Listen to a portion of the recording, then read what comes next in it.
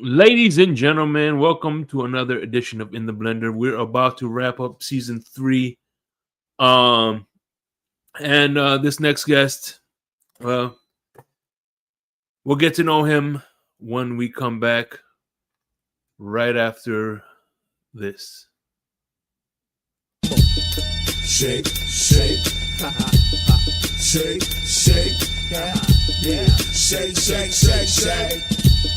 Shake money in the place. Miami plays, Miami days in the blender was shaking his friends. We're gonna talk about the fans again. Miami plays, Miami days in the blender was shaking his friends. We're gonna talk about the fans again. Is you a fan or a troll? Are you trying to wish us good? Trying to take control. Bringing problems to the hood. What takes your soul? Miami Dolphins bring the wood. Bowlers the gold. Tyreek Hill. I'm trying to kick it with Shake. You gotta be a real fan. No pretenders and fakes. We're gonna open up the line. Come correct with your taste. If you step into us blind, we're gonna show you the way. Miami plays, Miami days in the blender was shaking his friends. We're gonna talk about the fans again. Miami plays, Miami days in the blender was shaking his friends. We're gonna talk about the fans again. Never want the season to end. Let's mix it up a little with gin. And I remember when I knew that the Dolphins would win. Yeah, rockin' with Shake, rockin' with Shake. Let's go. I never want the season to end. Never mix it up a little with gin. That's right. Pass it off to one of my friends. Yeah, rockin' with Shake, rockin' with Shake. Larry K, what up? Phin-Addicts. TFTG, the tailgate. Miami Dolphins, baby. What up, Lou? Shake money. Crypto. Check it. Me? God bless y'all. Miami Dolphins #1. And we out. Miami Dolphins football, the greatest football team. We push the ball from goal to goal like no one's ever seen. Respect us. Morning, Your Majesty. It is another beautiful day in Zamunda. Indeed it is, man. I got my cigar here. And, yeah, man, I met this guest last year. He was we chatted on Miss Finn's TD Finn's talk, I believe. But yeah, man, he's been coming up on a lot of panels. He's a very interesting gentleman, well traveled, has good taste in wines, and as my buddy Michael K calls him, joke mist. We'll get into that. But yeah, Scott Jackson in the building. Michael K, what's up, Michael K? Cosa Nostra. Chef Jew in the building. What's up, Chef Jew? And that's it for now. Hopefully we get some more people. But let me bring you the man, the myth, the legend. And like I said, this man is well-traveled. We'll get to know him. My man, Joe Rist. What's going on? So Hey, how what's did up? that little back and forth come between you, man? He calls you Joke Mist. You Man, call I him don't Michael, know. and you I call don't him know. Michael K. You We call got a him lot Michael of K. nicknames for Michael K. My favorite is Micro K. Michael K. Yeah. Yeah. Mine what's was my favorite actually is Michael Karen. up? Michael Carrot is a good one too. What's going on, man? It's good. Not much, man. Hey, Shake, I got to say, as I was sitting in the back there, man, I was cheesing because not only do you have a sick intro song and everything for TFTG, but that was my first time actually seeing the intro on here. And it's fun. It's awesome, man. You got a monopoly on the intros. Mm-hmm. As a matter of fact, this is for the Larry K. Fanatic Fury fans. So, and by the way, though, the guy who did the video is actually HB, the guy who does. Yeah. He's got good production, man. I saw something he did the other day with that whatever that rap was. He's quick with it too. And my guy, Ty Bless, he did the rap song. So, you know what I mean. I hired him to do it. He's a Miami Dolphin fan from New York. I had him on a couple of times, and yeah, he was in the music industry for a cup of coffee, and yeah, man. When I used to do underground hip hop back in the day, I used to do a radio show, and I used to interview hip hop artists, right? And I tell you what, man, being behind the scenes of the music industry is like watching sausage being made. You don't look at the same anymore. So let's get to the $1 million question. How did you become a Miami Dolphin fan? You know, what's funny is I grew up in New Jersey, so you know, you wouldn't expect it. You would expect Giants, Jets, Eagles, or even like the Cowboys or something. Yeah. I mean, there's a decent amount of us up there, but I was born in Miami. I lived there till I was 6. So when I went up to New Jersey, I kind of used that as like my tie back to home. And what's funny is my whole family is Bucks fans. So I kind of betrayed them because a lot of them are from Central Florida. And I'm the lone Miami Dolphins fan in the family. Yeah, man. And what sucks in the last in the 25 years that we haven't won a playoff game, they have 2 Super Bowls in their name. Yeah, you know what's funny though, man, about all that is I started being a fan after anything we did good, right? Like I basically started watching, not even as like an intense fan, just watching in Marino's last year. And then I started actually like following real close right around towards the end of Tannehill. And so, you know, that's for me, I haven't seen shit, you know? Yeah. So it's, I don't know. I feel like I fan a little bit differently than some other people sometimes, but I mean, you look at the first few years, I've lived in Florida for 10 years. So I've been way more local now, but the first few years of being a Dolphin fan, I didn't have media.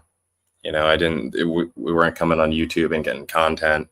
You had ESPN would maybe talk about us like once per off season, or maybe, you know, show a Jason Taylor highlight or something every once in a while. That's it. That's all we got. You know, whenever we were playing the Jets. So it's like a 180 flip now. I look at like I'm on content every day talking to Dolphins fans, you know, getting way more in depth than I ever would have imagined.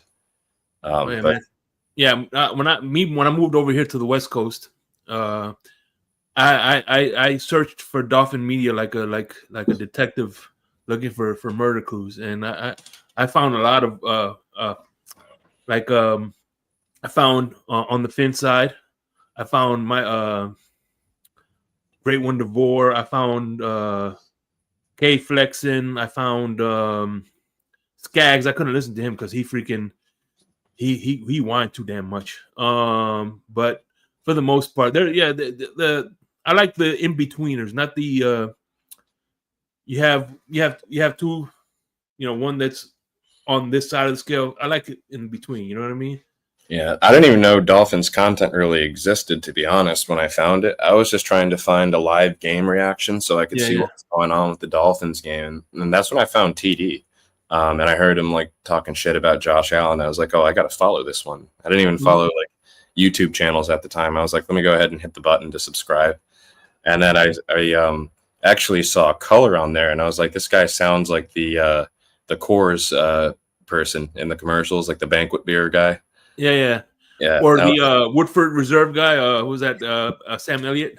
Yeah. So I started like kind of picking up on like reoccurring cast on that show, and then people started mentioning other shows. So I would like end up seeing them in my algorithm anyway, not even searching for them. And then I came across TFTG, and I was like, oh, this is a great concept. These guys all go tailgate together too. And then that's when I decided, I was like, let me just go to a game and you know, try and walk up on them and see, you know, how many people from the YouTube channel actually do physically tailgate together. And there were a lot of people there. It was Batman was there. Yeah. There were a lot of time. It was Ali, Color. It was right after you had started doing stuff with TFTG, I think, that it was. Seen you there. I think even Pam was there. There were a whole bunch of people that I met. Miss Pam was there. That first, I think I don't know if Larry K was there. No, Larry K was at the Patriots game. I don't know if I've met Larry, to be honest. I don't know. I've only been to a handful of games, which is another kind of interesting thing. Like, I'm a huge Dolphins fan, but I've only been maybe 4 times to Hard Rock. I think 4 games. Went to 2 Jets games, a Cardinals game, and a Panthers game. Yeah, 4 total. All right. Which how would you rank them in order? Well, the first one I went to, I'm going to rank last because if you remember, it was the Jets game where we had Skyler come in and he looked like a high school quarterback, and we won like 9-3 or something ridiculous like that. And I just remember watching it, thinking like, well, even if we make the playoffs, we're toast. And we were. I mean, he played better in the playoffs, but I never had any faith just because I went to that game and I was watching from the stands. I'm like, I feel like we're literally watching a high school QB. So I was always a big Skyler hater after that game. So I would say that was my worst one I've gone to. Even though we won, I've only been to one loss, and that was Cardinals. I think it was the Cardinals. Oh, man. By the way, Michael K wants to know about the Village People because back when he was in I was gonna say college, but we know he's not college educated. He used to do a cover band for Village People. I think he was the construction worker. Yeah. I see. That's about right for him. Yeah. I can't see any of the comments. I don't know. I don't have the YouTube pulled up or anything. But yeah, man, I'd say that I'd say that was the worst. The worst game I went to was that Jets game to end the season. What was that? 3 years ago. Mm-hmm.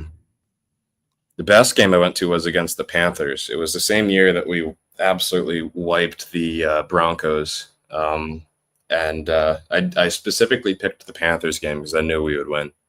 Yeah, that's the game where we met up at. As a matter of fact, that was we were trailing for a little bit at that game, and then we picked up in the second half. Yep. Shout out to El Capitan in the building. What's up, El Capitan? What's up, man? Make sure you guys are hitting the like button, please. Thank you. What do you think of the tailgating experience?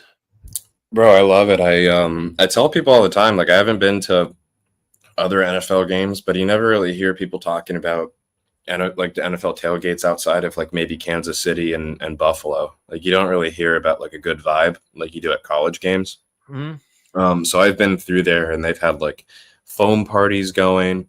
I love how they have like literally lots surrounding the whole stadium. So you can walk 5 minutes and find another good group. I love the tailgate there. I really do. I just wish I was closer. I live 3.5 hours away. So, yeah. So for me to go to the game, I gotta leave real early if I'm gonna get tailgate in time. Because I'm 2.5 hours, so that makes sense. Because I'm an hour south of you. Yeah. But that's why I try to mix like traveling in. I try to mix like maybe like last. I think it was the Cardinals game or the Jets. No, it was the Cardinals game. I went to South Beach and stayed overnight, like the night before, and that worked out really well because then I could just go to the game, early enough to tailgate. So I like to factor in traveling. Yeah, if I could try to stay there overnight, I do that sometimes too. Like Crypto got a suite. He stayed in the room. I stayed out in the living room. I'm gonna be this year for sure. Getting Airbnbs or something because the hotels are kind of crazy, the prices. Oh shit! Shout out to Lou's in the building. What's up, Lou? Appreciate you coming through and make sure you hit the like button. What's up, Lou? Yeah, man. I was. By the way, you made the Insomnia Vice City shirt. Oh yeah, from one of the tailgates. Mm-hmm. So I'll make sure I get you a shirt. You said large, right? Yeah, large. Aqua. Got you. Aqua. Yeah, oddly enough, I don't have any Aqua shirts. I don't have that much Dolphins gear. I got this hat. It's one of these. Nice. I like the logo. And I've got a Mitchell & Ness tank top with the old logo on it. And I have some like long sleeve collared shirt it's like a retro. It's like gives me like 80s or 90s vibes, but I've never worn that because I don't really wear long sleeves, to be honest. Like down here, you see me right now. I'm sweating nonstop. Yeah, how's the so you real quick, you're a well-traveled man, so we don't have to talk about what you do, but how many places have you been to, man? Well, I work remote, which helps me travel. I sell software, so I can do that from anywhere in most countries. So that's where like a lot of my traveling, I'll go just like work from my hotel sometimes. So I got my passport in 3 years ago, about almost 3 years ago. I got my passport, and I've been to like 16 countries since. South America and Europe, mostly a little bit of Canada. To be honest, though, I think Chile was my favorite country, like by far. Yeah, they got good wine. The wine, the steak, the people, the nature, everything. The soccer. I watched a soccer game there that was intense, way more intense than any of our football games, even like some of the college ones. You got people like setting off flares and fireworks and stuff like right from the stands at those games. It's really cool to watch. Yeah, just singing like chants the whole time. I wish we would do more stuff like that at Dolphins game, like a more lively atmosphere. Well, here's the thing. Going to the Indy game made me realize how they're trying to gentrify the stadium.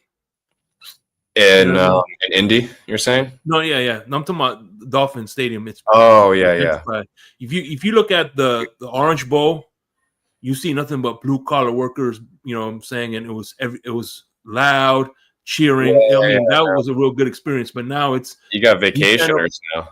Yeah. You stand up for too long and they fucking ratting on you, and you know what I mean? Yeah, that's the annoying part. Like that's what I was kind of getting at with these soccer games. You're not ever sitting down. Like you're standing the whole time. You're raising your hand, doing like chants and stuff. Like it's way more fun. And then how are they? What's the reaction when they score a goal?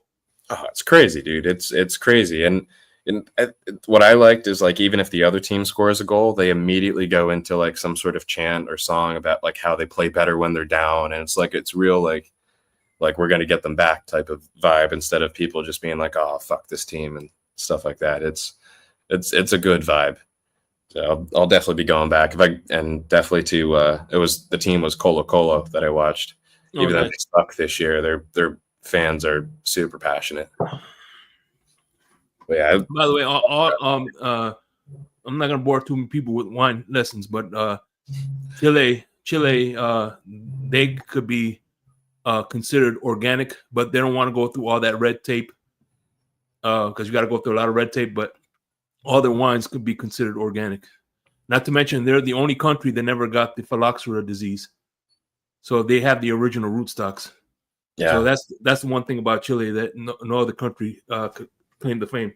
And I think that's why you don't see that Carmenere wine anywhere else. It's really all from Chile.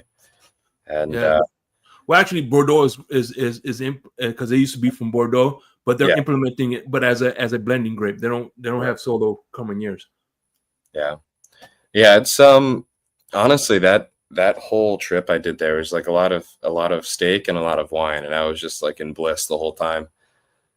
So yeah, dude, I love traveling. It's a good feeling when you like step foot into a country that's not only like new to you, but like even the ones that like you don't hear about a lot of people traveling to, like Montenegro. I went to last summer. It was a blast. I was hanging out with Russians the whole time, and I actually snuck into Bosnia, which was pretty cool. All right, we're all men here watching, so I need to know, out of all the places you've been to, which one's got the hottest babes? Let's see, man. It's tough. It wasn't Peru, I could tell you that. Definitely wasn't Peru. Or Canada, maybe. Yeah. Well, actually, you'd be surprised with Canada. Okay. Canada's kind of like a melting pot. Okay, I got you. But honestly, Montenegro had some of the most beautiful, and Croatia. Those are both Balkan countries. Very tall, beautiful women. Oh yeah, I love tall women. Yeah. But I've also been to Colombia, right? And that's obviously like a goat in its own way. And Chile was good too. It definitely wasn't Peru though. I could say that for a fact. Sorry to any Peruvians. Brazil. I haven't been to Brazil yet. They're gonna make Americans do visa as of like they'd already started doing that, but it's maybe on the list for me. South Africa is on my list though, Shake, for next year. Oh yeah, they got some good wines as well. Yep, Cape Town. I'm gonna go see penguins and stuff and get some good wine. If you do go to South Africa, the first wine you should try is their Pinotage. which is it's a Yeah, blend between a cross between Pinot Noir and Cinsault. It's their signature grape. That's their baby right there. That's their hybrid. So Pinotage is something you should definitely, and it's delicious with barbecue meats, like you said, steaks and things like that. So I would strongly recommend you get Pinotage if you do go to South Africa. That's their signature. Like I said, that's their signature grape. Yeah, dude. I think that'll be. I want to go in the summer, so it'll be the winter for us next year. I think it'll be like I'll probably go in like the late fall or something. Oh yeah. I plan pretty far ahead of time because that's how you get good flight prices and stuff. Oh shit. Oh, my man said he's going to Australia. Hell yeah, down under. You know, I mentioned it on a few shows actually recently. The Rams are set to host in Melbourne in 2026. And depending on if we finish in the same divisional rank as they do, like if we finish second, they finish second, they would be hosting us next year. So there's a chance it could be the Melbourne game, which would be sick. I don't know how they factor that all into the time zones. Like what time is a Melbourne game going to be at? We're used to the Europe ones being like 9, 10 a.m. or whatever. But in Australia, what do? So I'm curious to see how that all goes down. But Australia would be sick. I just had some friends go there. And so all right, let's talk about the draft. Let's talk about the Miami Dolphins here. What did you like about the draft and what you didn't like about the draft? I love drafts, man. I'm one of those people that'll do a bunch of mock drafts. I'll research the players, even we did a few mock drafts before the draft. Yeah, and I learned something about that this year too, because I was always one of those people who was like, oh, let's trade down a bit, right? Let's trade down, let's get more ammo and still get the guy that we want to. And that, I realized it was a very much a mock draft mentality, right? Like you're not always going to get that. There was no guarantee that our team could actually be like, hey, let's choose to move down to spot 20 or 24 and get our guy there. There's no guarantees like that. You have no idea what people are offering up to move around. So I thought it was funny how a lot of people were immediately complaining that we could have got Grant a little bit later and got more ammo. But there's no guarantees like that. So I call it like a mock draft mentality. And I realized that like I was probably guilty of that years back. But I'm kind of learning that like mock drafts can actually be a little bit unhealthy for your expectations. Especially on like PFF and some of those ones where you could really like game the system with trades and stuff.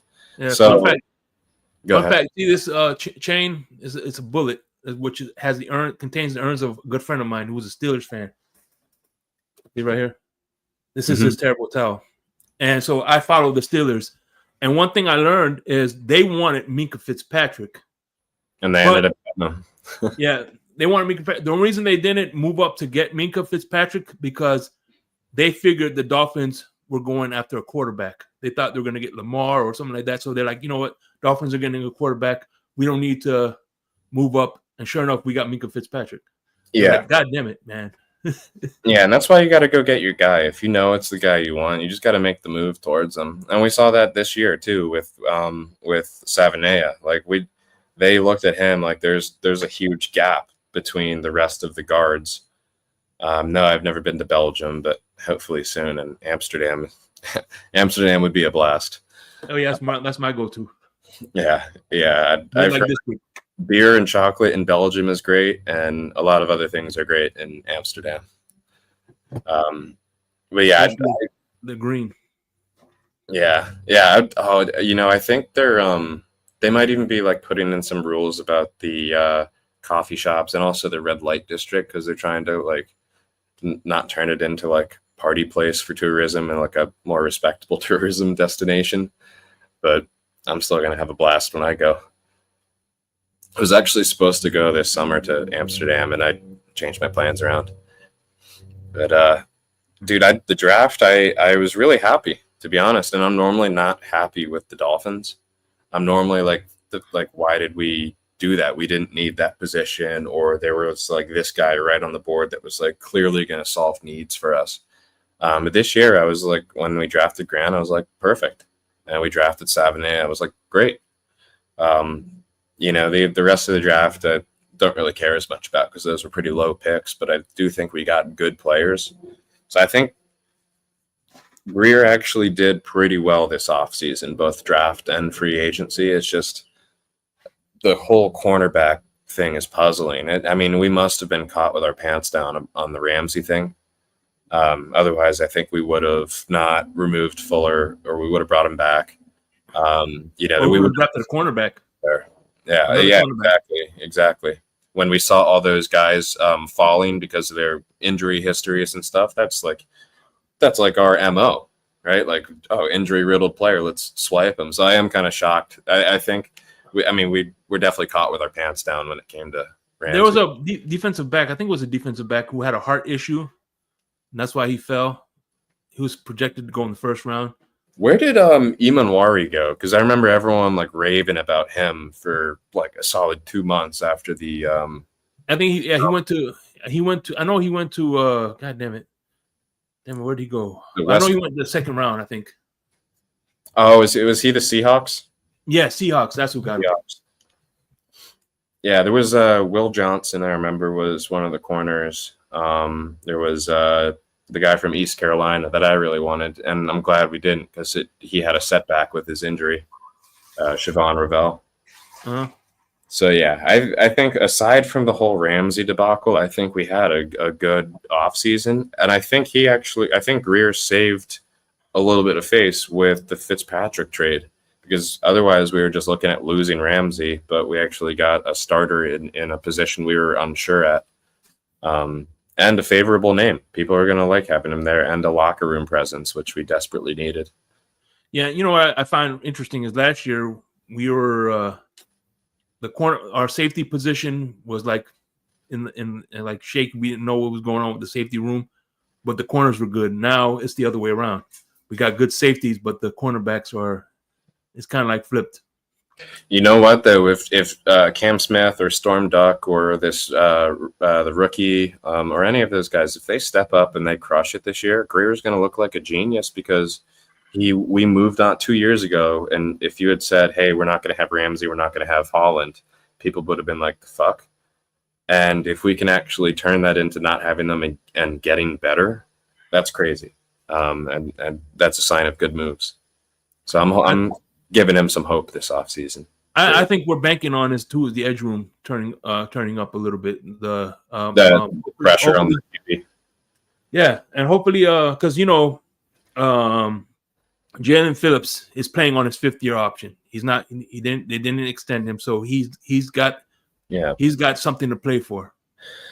I've got mixed feelings on Jalen Phillips, man. He's obviously a physical specimen, right? But at the same time, when I watch him play, he looks slow. To me, it looks slow. His bursts look slow. Everything looks slow, and it looks like it takes a lot of force to get a body of his size moving very fast. So I feel like it's just a ticking time bomb with re-injury. I've never been as high on him as other people. What's up, Crypto? Lewis is trash. What the hell? What? What's up, man? Shake's drinking my favorite drink, and I'm drinking Shake's usual drink, I think. Well, maybe I don't know if you drink wine or if you just know wine. I'm drinking some rum and Coke. Yeah, that's usually my speed. I like normally my go-to is Captain, but if I'm like getting something fancy, I'll get like Baku or something. Yeah. Yeah. Bumbu. Actually, if I drink Bumbu, I'm drinking that neat. I'm not drinking that with anything.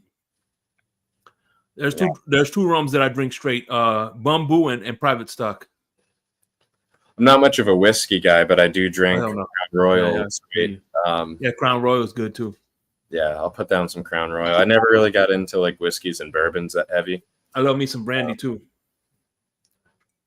I don't know. What do you do? Do you just drink it neat, or like what? I drink it with apple. Crypto put me onto it. I drink it with apple juice. Got the sun. I should have brought my shades out here. Got a good apple juice is good. Apple juice and brandy. Yeah, sounds good. Yeah. And believe it or not, yeah, you got a nice view, man. Nice sunset going.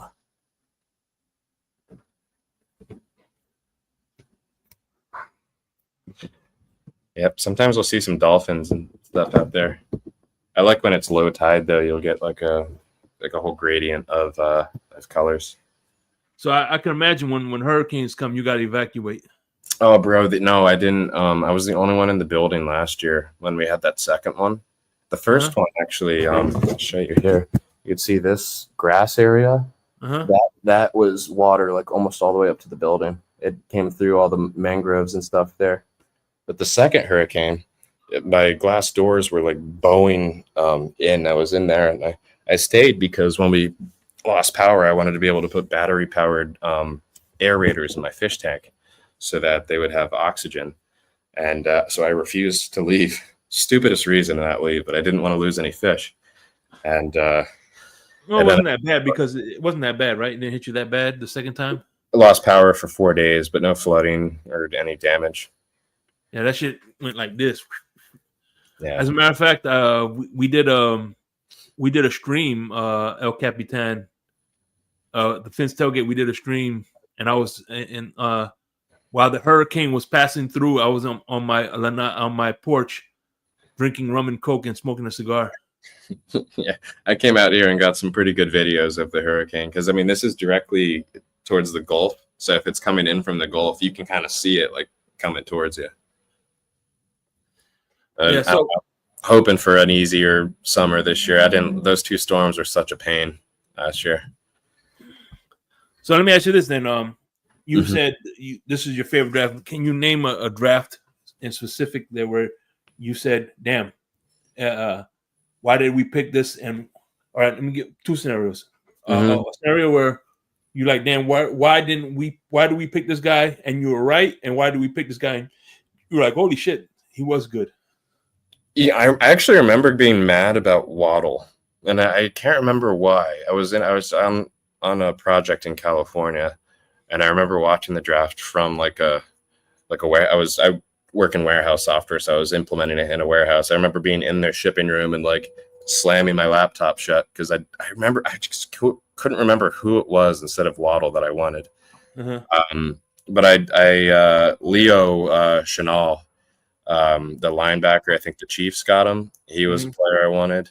I usually want like linebackers that are kind of like a rare breed because you just don't see dominant linebacker, like true linebackers anymore. They're all edge rushers or, just kind of like coverage guys. You don't really see one that's going to be like a signal caller and a physical force. So when I see them in the draft, I'm like pounding the table for them. So I was real high on Jack Campbell, on Leo Chenal, and didn't get them. There was also Darnell Washington. I remember being really high on, and I forget who we dropped. Was it Cam Smith or someone that year? Or I did not want Cam Smith. I can't remember my reaction to Chop, but to be honest, when it comes to the drafts, I didn't really get like real into like comparing it to other players that were available until a few years ago. Yeah. Like I could tell you one, it wasn't a draft necessarily, but the year we drafted, we traded for Chubb, Roquan Smith, like you said, linebackers. Roquan Smith is the mold that you're talking about. True middle linebacker. He was a good blitzer, you know what I'm saying? He could kind of do everything good. And there's like one per draft. It's so rare. Yeah. And instead of getting him, we got what made it so hard to swallow is because I think the Ravens got him and they got him for a lot cheaper than we would have gotten. They gave up less capital. Then they gave up a second round. Yeah, what do you think of going 3 years in a row, investing some level of picks, mid-round picks at running back? Well, it doesn't matter as long as they hit. You know what I mean? Yeah, I mean, that's what we did. How long do we have Madison for? So I would say it's possible we go 4 years in a row taking a running back. McDaniel loves them. He loves running backs and edge rushers. Kenyon Drake was a second-round pick. I remember him. Speaking of edge rushers, I remember Mo Kamara. I remember being perplexed about when we had drafted Chop.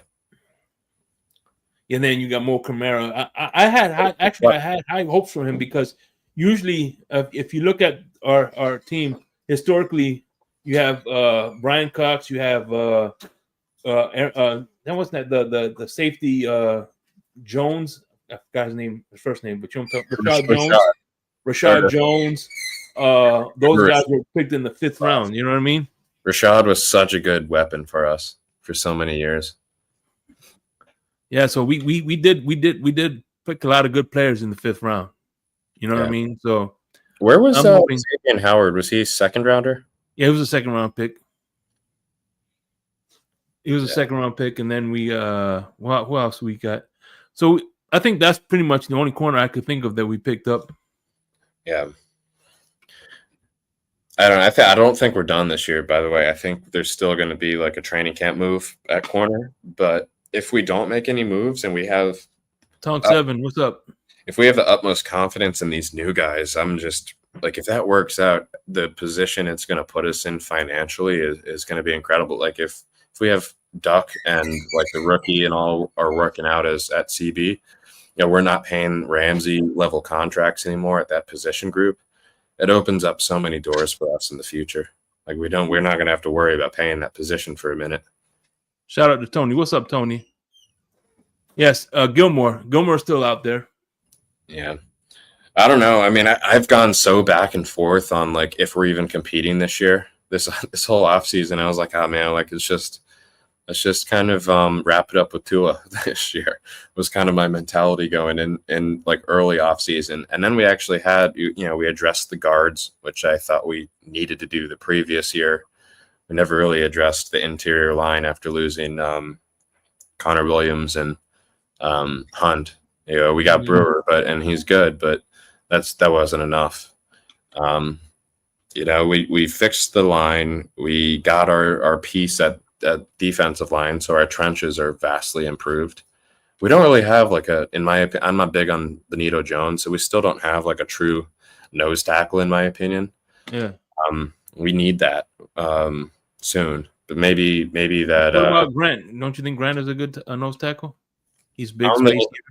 I don't think we'll use him like that. I mean, he may find himself in that position, but I don't think that's his true calling. I think putting him next to Sealer is going to be the most dangerous way to use Grant.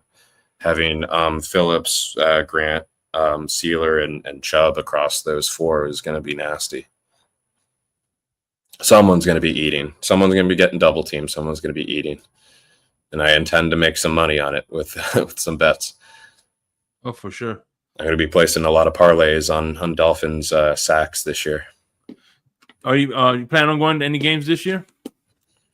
I want to do the fan weekend game if possible. Yeah, that's going to be in October. So yeah, honestly, mostly like I don't want to see like I'm probably not going to go to the Ravens game or like games we're likely going to lose. Just because like I'm not. It's too far for me to drive to know we're going to get waxed. And drive back. I'd rather watch those night games at home anyway. Yeah, so I'm not sure yet. I haven't really like looked at it too much. Maybe the Saints game because I feel like they're going to be the worst team in the league. Yeah, because I remember going to that night game against Buffalo, and I didn't get home till like 12 o'clock, almost 1 o'clock at night. Saw a nasty accident last time I drove home from a game. Actually, I had to go I was a witness, so I went to court for it, and the guy that was driving didn't even show up, and I had to ask. I was like, "Did he survive?" And they were like, "We think so." I was like, "How do you guys not know?" But it was such a waste of time for me. But yeah, it's crazy. Makes me. I saw the car catch fire very quickly, and it made me realize how important it is to have a fire extinguisher with you if you've got the room to keep like a mini one in your car. Because that kind of reminded me of the Henry Ruggs situation. Remember Henry Ruggs? Yeah. If that cop hadn't showed up with his fire extinguisher within 30 seconds of showing up, that guy would have been burning. So it's very important to have a fire extinguisher in your car if you know. Or at least a mini one. They're not that big. Exactly. Yeah. I think there are like risks of them. Like if it's too hot or something, they could like blow up, you know. Yeah, so that's why you kind of like I don't want to say put them in your trunk because either way, then it's not going to be accessible. I'm not sure the proper storage, but there is a way to do it. But if that guy didn't have it, that guy would have been toast, literally. So yeah, it was crazy, and we didn't win the game either. I think it was the Cardinals game. I'm pretty sure that was the game. Yeah, we lost that game. Yeah, that was last year's game. Yeah. Yep. And I So also went to a Jets game with the round table, which I loved. I loved that. Being able to see a whole bunch of Dolphins people that I regularly see on YouTube. And they had rented out like the bar area, so it wasn't like you're cramped into the seats like normally. I'm kind of a big person, so like for me to sit in those Hard Rock seats is so I can't stand it. So it was nice having like the bar area to like have my elbow room, go get drinks, go get food, talk to people. I highly recommend that. If I don't know if they're doing them this year in Miami, but I think Dolphins fans Dolphins content creators just collectively should do something like that. Yeah, man. I remember I almost got into a fight with this dude sitting next to me because I was sitting down like this, and his arm was right where I'm like, so he wouldn't move, so I wouldn't move. He's like, hey, you're not gonna be on top of me the whole game. I'm like, where the hell do you want me to sit? Yeah, it's worse than an airplane. It Yeah. really, the seats are so squeezed in. So it's like if I have opportunities to watch from like the bar areas and party areas, I'm gonna take them now. So talk to me about the round table. Who did you which other guys of the round table did you meet? Everyone but Dan. I wanted to meet Dan. I was giving him a lot of shit all year, and he didn't go because he had some doctor said not to fly or something like that. So I was messing with him. I was telling him, I was like, oh, you can't go because you're BBL surgery. But I met I met Richie and the Patriots guy, not Master at Work, but the new guy. Yeah. And I saw Miss Finn's there. I think I feel like I saw Chef Jew there as well. All sorts of people that I hadn't seen from like the other tailgates. But it was cool. I don't know how much it cost them. I'm pretty sure they lost money on that, which is why they're not doing it again. Yeah. But it was really cool. Like I appreciated not being squished into a seat and, you know, being able to party with people basically. Now TD's pretty big dude too himself, right?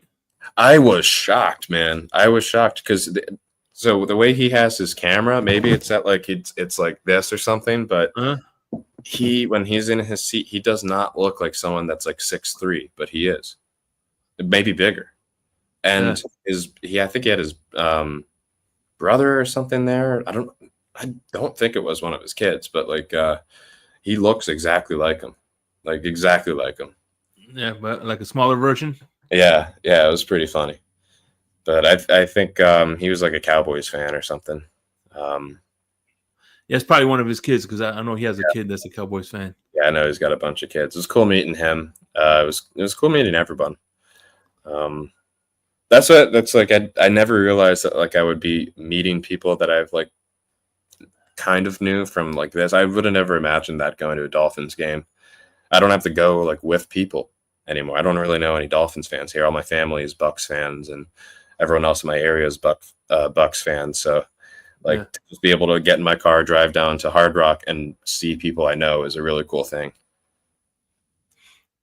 Shit, man. It's a statement about our community. What do you all right? If you had to rank the division order, which team? Obviously, besides Buffalo, you know Buffalo might come in first, but do you think the Patriots, out of the Patriots, us and the Jets, what would you say second, third, and fourth? Bills, Dolphins. I think it's a lot closer than most people think. If we have our health this year, I think it might be within one game or so.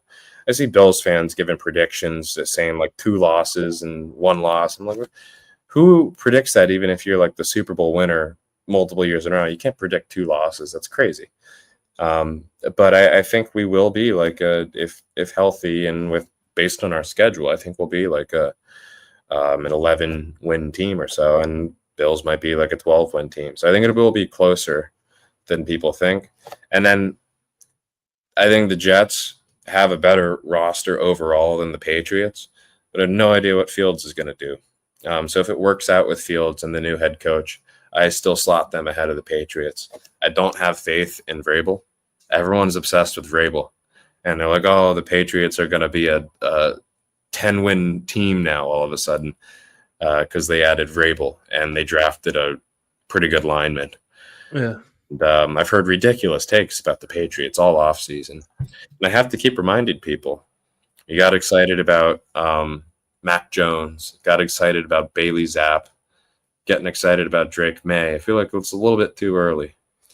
So I'm not sold on that team yet. So I think I would slot them officially at 4th. I would give the Jets the edge, just to that it won't be a complete disaster with Fields. I remember they're calling it Zappy fever. Remember? Yep, it's the same thing, man. It's all hype. I mean, the guy had one season. They've got this new head coach who, if you look at his last 2 years with the Titans, it was like 6-win seasons. He had Derrick Henry. So I think a lot of players wanted to leave Tennessee while he was there, by the way. So even though he's a tough coach, it doesn't always mesh well with the players that you have. And you could argue like, oh, go in there and reset the culture anyway. Who's going to say that's going to work, right? Like you might be bringing in worse players and put them in a bigger hole. So one could argue too is I think there was disconnect between I think the domino that fell with Mike Vrabel was when AJ Brown they traded AJ Brown. He didn't want to trade AJ Brown. Why did AJ Brown bail though? Was it purely a money thing, or did he not want to be? They traded him to the Eagles for a first-round draft pick, and then they drafted his replacement. Yeah. So I think what they try to do is they try to get a cheaper first, kind of like what Minnesota did with Stephon Diggs. They traded Stephon Diggs and replaced Justin Jefferson, which I think was probably like the good move. I mean, that one worked out for them. Although you have to wonder, I always wonder with. Can you imagine Bills with Justin Jefferson? You gotta wonder, is Justin Jefferson gonna have like a Calvin Johnson type of career? Is he gonna be like this? Everyone knows he's the guy, right? But what else does Minnesota have?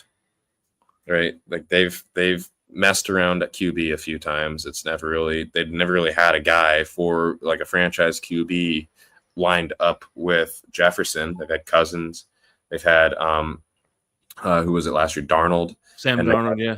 JJ. If JJ doesn't work out, they might need to look at like moving Jefferson for some value, because they're going to have to do a quick reset again. And there was a whole debacle trying to re-sign him. It was like pulling teeth. He didn't want to resign. These receivers are crushing teams, man. I tell you, like the amount of money that teams have to spend on their passing game. I know it's a passing league, but when a third of your team's money is going to like a QB and receiver duo, and if you're one of those teams where you got 2 well-paid receivers, that's like a majority of your team's money just on like 3 guys. Doesn't leave room for the trenches. Doesn't leave room for the defense. It's that's how you get yourself in a hole. And these receivers are a dime a dozen in the draft. So, I see benefits to, keeping your money. I think we're seeing it right now with the Tyreek contract. Like we could have gone, if we didn't have Tyreek there, we just had Waddle and some other guy on a rookie deal. Mm-hmm. We could have gone out and spent a lot of money this offseason. Well, like everybody was saying, if we would have got that receiver instead of getting Chop Robinson, if we would have got that wide receiver from LSU that the Jaguars got, we would have Brian Thomas. Yeah, we would have moved on. Yeah, Brian Thomas Jr. Exactly, Tony. Thank you. We would have moved on from him. You know what I mean? There's so many good receivers every year. And we're still watching, like, the guy at Ohio State is apparently, like, better than the last, like, 5 Ohio State receivers that have come through there. And you've got the guy at Alabama that was going absolutely off as a freshman. He's going to be entering the league. Every year there's an Alabama, an LSU, and an Ohio State receiver that are just godly. So I'm not big on, like, spending all your money on the wide receiver room. Especially if you've got a QB that's not on his rookie deal. It just doesn't make sense financially to me. Like if you zoom completely out. I know Tyreek is generational, I guess you could say. And he's very unique and a game changer, but there's still 11 people on both sides of the ball, more really when you're talking about injuries. So you got a lot of people that you want to pay. You want a lot of talent. You can't do that with people like Tyreek. I think a lot of those teams that have those guys, they just really only get themselves to like the first round of the playoffs with that level of talent. If you're lucky, if they didn't get injured. So, we're gonna. You know who this guy is, right? I got to meet. Yeah, dude. When did you get to meet him? That was last year. No, it was the year before last. At a watch party in Fort Myers. You know, he did our schedule release video this year. He was like, stays pretty tight with the team. Imagine he comes in and he's like a linebacker coach or something at some point. Yeah, and then I met him too. I got to meet him at that was the night game, Buffalo game. OJ McDuffie. How are you meeting these players? How do you like just kind of come across them or? Well, so we were losing, so it was like 2 minutes left, and I left. I was like, as I was walking to the stadium, the Bills had the ball, 2 minutes left, so I figured we lost this game, and there's a big screen in the middle of the stadium. You know what I'm talking about? And we got the ball back, so I was watching the drive where Tua was taking us down the field.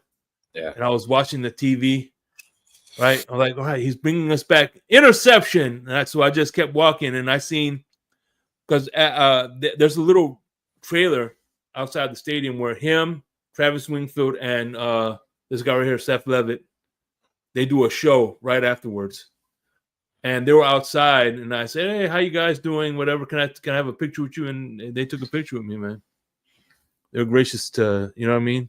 So it's timing. It's pretty much timing. So, you know Ali Dalfreaky is?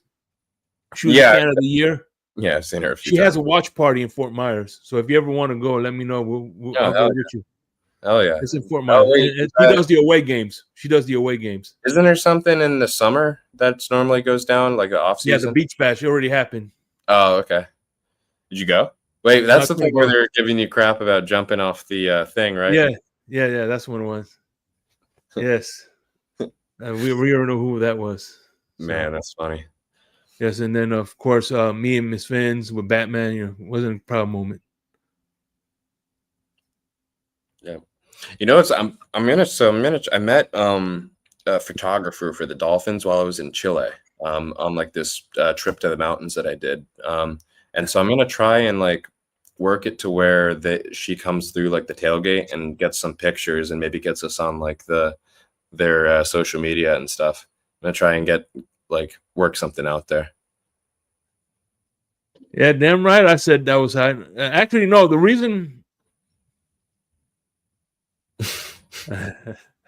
Yes, it was you, Michael K. But I didn't care, man. That shit was rickety. And I couldn't even. I looked at the bottom. It's like, usually in a lake you're supposed to see at least, it's like brown. I'm like, you know what? Oh, fuck this shit. Jumping into 5 feet of water. Yeah, that shit looked like it was there for the Battle of Gettysburg or something like that, man. It was old, and like I said, it was rickety. Up in there. Yeah, I was about, I wanted to, I was gonna back up and just jump in, but as I was moving, the thing was going like fuck this shit. I don't care what they think. Still don't. How long you lived out there, Shake, on this coast? Since 2009. I moved here in when did I move here? 2015. I was in North Carolina before that. Yeah, New Jersey before North Carolina. I miss the Carolinas, to be honest. It was real nice out there. Slower. Cheaper, too. Much cheaper.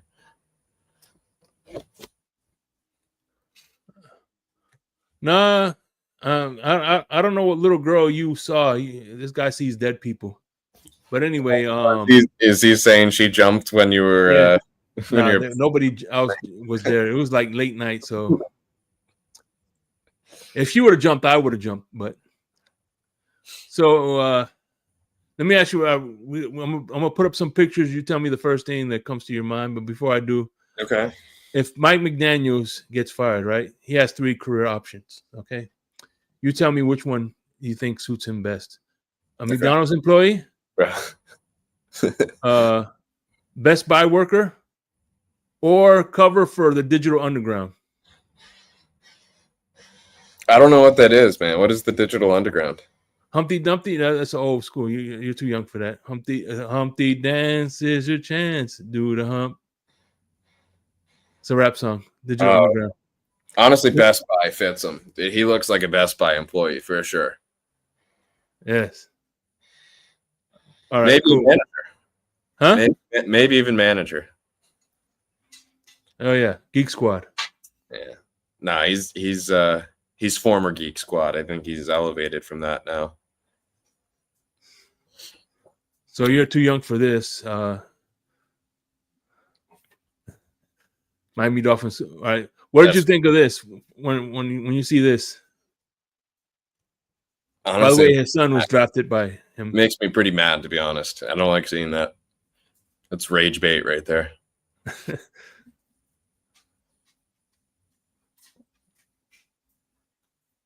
You notice how happy everybody looks? Yeah. Because he got that quarterback behind him. Yeah. Yeah. Wasted potential.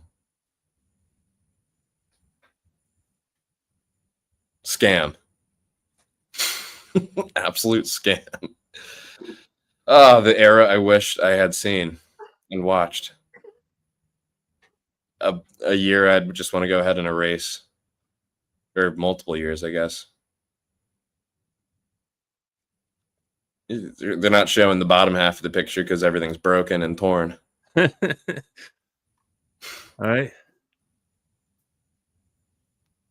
Man, this guy looks like the hotel bar hero. He looks like someone you see at a hotel bar when you go to like a somewhat nice hotel. Usually when he's got the hat on too with the suit, just looks like a Vegas scumbag, to be honest. But yeah, that's what. Oh, another losing year. Oh well, I still made bank. Don't care. Not showing up. And by the way, speaking of, you were at this. You were here live when we did this. Yep. Oh yeah, I forgot it. That's Tony, right? Yeah, Tony Lewis, the Blitz pickup. That's the Blitz pickup meets Insomnia. Dude, I love those shorts that Lou had there. Those are sick. I need Dolphin shorts like that. Yep, that was my first time meeting Crypto, I believe, as well. Yeah. Yeah, I tell you what, man, Tony has some of the best tailgates. You know what I'm saying? Yeah. I remember there being like a lot of liquor, but there was like no cups or something. There was something that was there was like so much booze there, but there was like something else that was someone brought like too many of something. I can't remember. I had a good time at that tailgate though. Probably should not have driven home. And last but not least,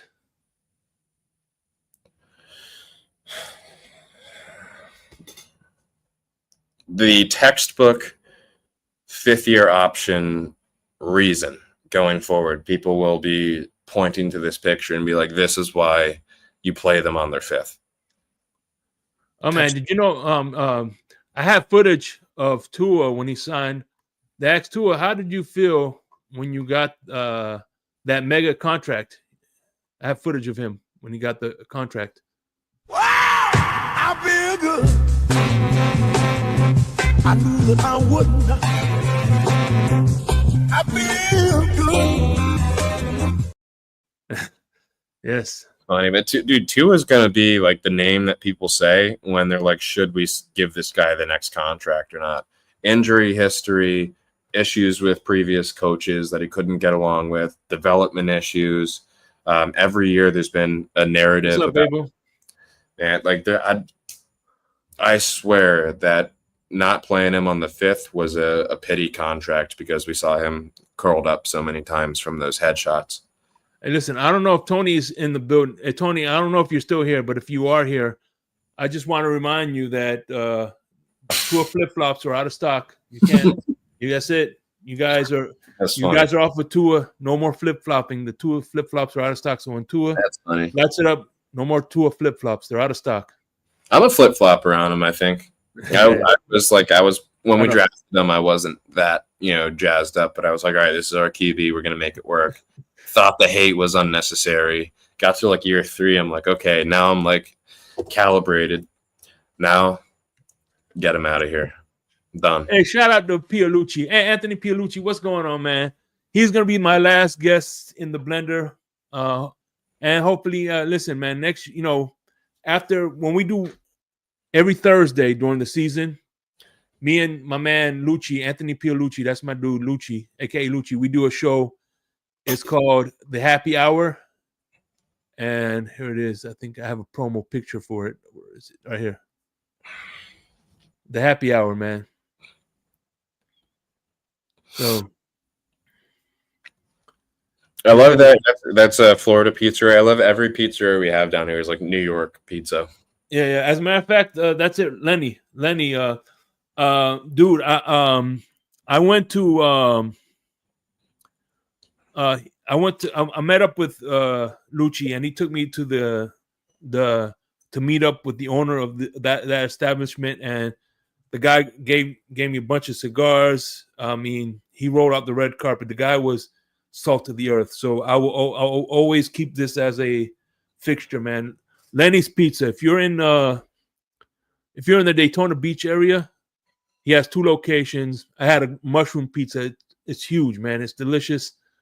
Just mushrooms? Yeah, just mushroom. That's crazy, Shake. I love mushroom pizza. Just mushrooms. Just mushrooms. So that's insane, bro. Wow, what's wrong with mushrooms? What's your favorite pizza? I was asking a group of people, like, what kind of pizzas do you guys want to get? And someone's just like, mushroom. I'd be like, mushroom and what? Tony said you can't even donate those. That's fine. I want the 2 flip-flops. So, Shake, you're a cigar guy. You've been to Vegas, but if you go back, and I think you did the stadium tour as well there. Mm-hmm. If you go back, there's a cigar bar I can point you to that is frequented by Mark Davis. I actually ran into him when I was in Vegas. He was walking alone to this cigar bar, and I was like leaving the area. I wasn't at the cigar bar, but I was walking right past it. And I just see this guy with this goofy haircut walking towards me in a starter Raiders jacket, like a white one, and just blue jeans. Uh-huh. And walking completely alone down an empty hallway in this, I forget what like complex it was of hotel and shops and everything. But I was just like, wait, it's Mark Davis. So I was like, hey, what's up, Mark? Good luck this season. He's like, oh, thank you. And I see it, and he goes and he turns into this cigar bar. And I was there for work, and one of my coworkers who actually went to the cigar bar is like, I had texted him. I was like, hey, Mark Davis is in this building. And he goes, I know, I'm next to him at the cigar bar.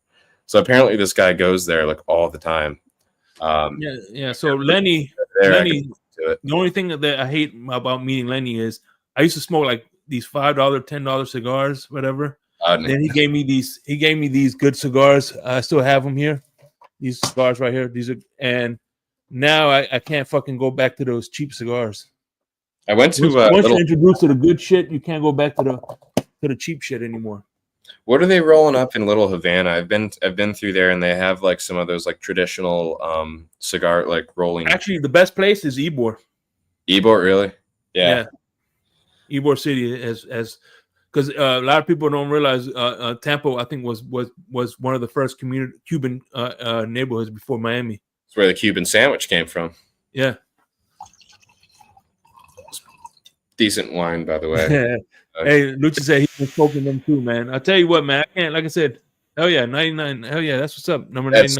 Yeah, the Wayne Gretzky estates. He does whiskey and stuff too. I got his, what is this, the Baco Noir, and I got some of the ice wine, which I didn't open those yet. By the way, this has no relations, but look at this is a good wine. Stephen Ross, that's hilarious. Yeah, man. It's from Edna Valley. Edna Valley makes good wine. That's funny. Believe it or not, I didn't again when I didn't know this because when I started drinking wine, when I was drinking this, it had like a hint of butterscotch at the end. I'm like, since when does Chardonnay have butterscotch? But sure enough, it has it's from the barrel, so it's not buttery. It has like a little taste of butterscotch. That is a good ass Chardonnay. Never heard of that. That's pretty interesting. It's like a sweet aftertaste. Yeah. Yeah, Stephen Ross Chardonnay. They even have Pinot Noir too, Stephen Ross. It was discontinued, but whatever. When you starting your wine channel, Shake? I'm hoping to do it in September. As a matter of fact, my first wine is Ramato. Ramato is going to be my first wine. This is a Pinot Grigio, and it's called Ramato because it's orange because they age it. It's a white, even though it's a white wine, they age it like a red wine. They ferment it with the skins, and that's why I guess the pink color. It's called Ramato. This is owned by Mary J. Blige. It's called Sun Goddess. That's gonna be the first one I do. I'm gonna do a bunch of obscure grapes, and then of course I'm gonna drink it on the happy hour. So there you go. I got a bunch of these ice wine bottles. I probably won't blow through them all. So if you want to do like an opening on one, I'm happy to throw it your way. All right, that's what's up. Yeah. Like I said, brunch is good with that waffles and chicken waffles. Oh yeah, I think that would be the perfect combination for a nice wine. So as we wrap this up, I appreciate I appreciate everybody. My man Lucci, Tony, Raphael Courtright, Cosa Nostra, even you, Michael K. I appreciate you. Sin Blue. Send us off with your Miami Dolphins Mount Rushmore. Miami, four greatest players of all time. Are you saying from like it could be player, owner, coach, cheerleader, whatever. Okay. Are we saying like I'm gonna do this not all time, but in my watching period, I'm gonna give you. So like I'm not gonna do Marino, Shula, all that. I'm gonna give you like what I've experienced with the Dolphins. Cameron Wake is on there for sure. Of course. Cameron Wake. I was a big Chris Chambers guy, but I'm not gonna put him on there. Me too. I love Chris Chambers. Yeah, and I was a big Devontae Parker guy, but I'm not going to put him on there either. Oh man, this guy right here, Crypto. Now he's the biggest Devontae Parker fan. I know. Crypto's Mount Rushmore is just Devontae Parker, Devontae Parker, Devontae Parker, Devontae Parker. Yeah. Actually, it's actually, to be fair, his Mount Rushmore is Xavier Howard, Devontae Parker in Miami, Devontae Parker in New England, and Devontae Parker with the Eagles. That's pretty funny, actually. I didn't realize he I forgot he went to the Eagles, to be honest. Yeah. I would say, honestly, it's probably three defensive players, Thomas, Taylor, and Wake. And then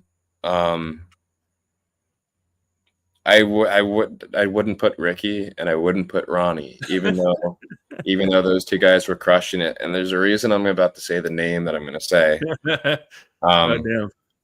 It's Kenyon Drake. Kenyon Drake? Yeah, and my greatest memory as a Dolphin fan, it was watching that game against the Patriots when we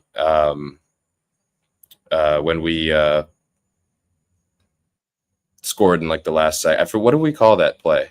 The Miami Miracle? Miami Miracle, yeah. That's like one of my greatest memories as a Dolphins fan. I was at a wing house, actually, which if anyone's not familiar, it's like a Hooters, but instead of a focus on the Hooters, it's on the butt. And I was at a wing house with a bunch of creepy old Dolphins fans, and we all just shouted like crazy, and everyone was staring at us in the bar, and it was just so much like emotion packed into one game that didn't really even matter that much. But that I can't think of like another play that I've just been like so excited about and enamored by and memorable. Yes. Abel, Gronk doesn't have the angle. Yep. Oh man, I'll never forget. I was sitting over here in that spot over there watching it, and the TV was over there, and I was watching. I was just like this, whatever. And then all of a sudden, I just jumped up. As a matter of fact, one of my favorite moments was actually going to TD's live stream to see his reaction. Yeah. He had one of the best reactions. And that play never made sense to me with Gronk. Because, like, for one, why was Gronk in there? And two, like, even though he didn't have the angle, he had, like, the most unathletic change of direction I've ever seen in my life. So, like, if this guy's, like, a Hall of Fame tight end, and he couldn't, like, adjust his angle and speed slightly to get the guy that had just run, like, all over the field. It made no sense to me, but it worked. And yeah, so that's why my Rushmore would be heavily defense. I'm not going to put Tyreek on there. I'm not going to put Waddle. I'm not going to put like any of the offensive guys that we've seen in my time period of watching the Dolphins. We just don't have them. The closest would be like Randy McMichael or Charles Clay, if honestly. But so that's why I put Kenyon Drake as the lone offensive player because of that play. And then it's Taylor Thomas and Wake. For my other three. And again, because I didn't watch Shula, Moreno, Clayton Duper, what's his name? Larry Songa. Like I didn't watch any of them. I never saw it. So I can't honestly say I have them in my Rushmore. Yeah, fair enough, man. You know what I'm saying? Yep. So man, had a good time, man. This was cool. Yeah, same here, man. Like I said, this is what the show is about, man. I get on. Sometimes I have YouTubers. Sometimes I have sweating like crazy. Yeah. And like I said, I have a bunch of shows. This is my third season. I've had a lot of, what I'm saying, and like I said, we just drink, talk about Dolphins, and it's like a one-on-one. I get to know them, get to know people. Raphael Courtright was in the blender. I like when you do the military shows, man. I don't know if it's here or if that's like Insomnia or what, but yeah, Insomnia. Yeah, that's gonna be Insomnia. We're gonna this year Insomnia. We're gonna do Bryson. He's gonna represent the Air Force, and I don't know if we're gonna do big. Look, I either got Big Nick or this guy named Russell. They're gonna be representing the Navy. You ever get anyone from Coast Guard? Not yet. Raphael Courtright, he representing the Marines. As a matter of fact, he did an episode last year. I should send it to you so you can see it. He talked about his time in Japan in the Marines, how he trained for black helicopters, whatever. How, you know what I'm saying? How they sold helicopters to the, And we talked about Nene. Nene talked about her experience. In her time in the military here as well. She was here. She was my first guest last year. She talked about, how her wanted to become a lawyer and why she wanted to become a lawyer and things like that. Yeah. I had the Blitz pickup on here. I had Crypto here a few times. Larry K. Paris Love. I had Fan of the Year. Ali Dalfreaky. She was on here. Stephen D. Miss Fins. So, you know what I'm saying? It's like I said, it's just an hour. I don't take up too much time, and it just, we're just kicking it. You know what I mean? I liked it, man. I liked it. Crush them too. And listen, man, I'm happy you were able to join me, man. Like I said, season 3 is about to end, so hopefully I got Lucci. Lucci will be the last guest. I got 2 more. I got Sean from Red, White, and Bills. He's gonna be the only guest that I do that's not a Dolphin fan. He's gonna be in the blender. I'm hoping to get CBA3, and I have one surprise guest on the works. I'm not gonna say who it is. It's a surprise, so be on the lookout for that. A lot of people might like it. A lot of people might. There's gonna people. I tell you what, my guest. There's gonna people that's gonna like it, and there's gonna people that hate it. You know what I'm saying? You gotta get my best friend Michael K on one of these. Oh, actually, he was on Insomnia a couple of times. Oh, really? Yeah. Oh. Well, you were mentioning all the veterans, man, and we were talking about that your military show just now. Just shout out to all the veterans, and also shout out to organ donors too. Y'all are very important people. You think Michael K is an organ donor? I don't know if anyone wants his organs, but if he is, it's appreciated. There's a lot of people that appreciate that. Yeah. So anyway, hey, just hang out. We'll talk backstage for a little bit, and as sure. we kick off, man. Hey, man, we appreciate everybody who watches. Like I said, Joe Rist, it's for guests like you that I do this, and for people who watch, you know what I'm saying? This has been an amazing journey, man. 3 years. I got to see more, you know, and inspired me to do a lot of things. So learn a lot too. Yeah. So at the end of the day, man, fins up no matter what, and we out this biznatch. I know you heard me on the radio flexing. She loved the sound of my voice, it's the best thing. Daydreaming of the jazz all day. Pick up the phone late night with Larry K. I know you heard me on the radio flexing. She loved the sound of my voice, it's the best thing. Daydreaming of the jazz all day. Pick up the phone late night with Larry K.